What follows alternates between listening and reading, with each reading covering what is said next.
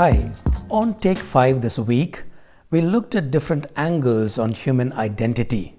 Here is a quick recap. Authenticity over artificiality. Belief and behavior.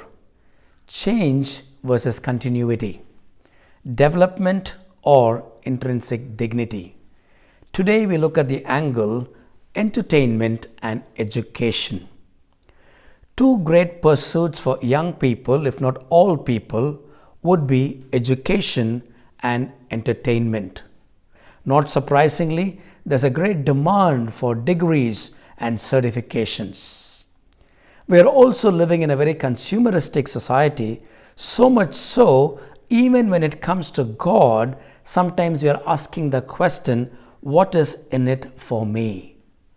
Entertainment and education. Thousands of years ago, a wise man was in a pursuit of both education and entertainment. Allow me to share some lines from his own commentary. Firstly, his experiment on entertainment. Here are his words. I said to myself, go ahead, I will test you with pleasure and enjoy what is good. He goes on to say, I increased my achievements. I built houses and planted vineyards for myself. I made gardens and parks for myself. And then he says, I also amassed silver and gold and the treasure of kings and provinces. He gathered male and female singers and had many concubines, the delights of men. I became great and surpassed all who lived before me in Jerusalem. And here is his methodology, if you'd like. All that my eyes desired, I did not deny them. I did not refuse myself any pleasure, for I took pleasure in all my struggles. Just when you're about to think, here was a lucky man because he had access to all that entertainment industry could provide. This is what he has to say.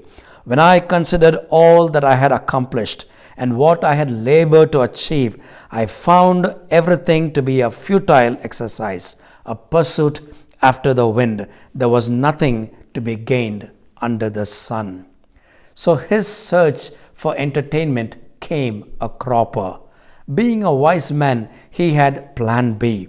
And he said, I applied my mind to seek and to explore through wisdom all that is done under the sun. But here again we find, he says, I hated life because the work that was done under the sun was distressing to me, for everything is futile, a pursuit of the wind. Solomon's two experiments, one with pleasure and one with knowledge, came a cropper. I recall many years ago having a conversation with a teenager. He was in one of our meetings and he stood up and said this, I do not like the God talk. I believe in fun. I countered him by saying, if you want fun that is transitory, you might find it down the road. But if you want pleasure that will be lasting, you have to come to the God of the Bible. And I referred him to the last verse in Psalm 16, which reads, on his right hand are pleasures forevermore. Friend, pleasure is God's idea. It's only illegitimate pleasure that the devil markets. Education also indeed is God's idea. When you look at Solomon, God granted him wisdom. But what was wrong in the approach in his experiments? He uses this phrase, under the sun, conveniently leaving God outside the equation, and you try to make sense. You try to connect the dots without the creator in the equation. Life was never going to make sense. Late Professor Stephen Hawking was a man who worked on this theory of everything. In fact, there was a biopic made on his life called A Theory of Everything.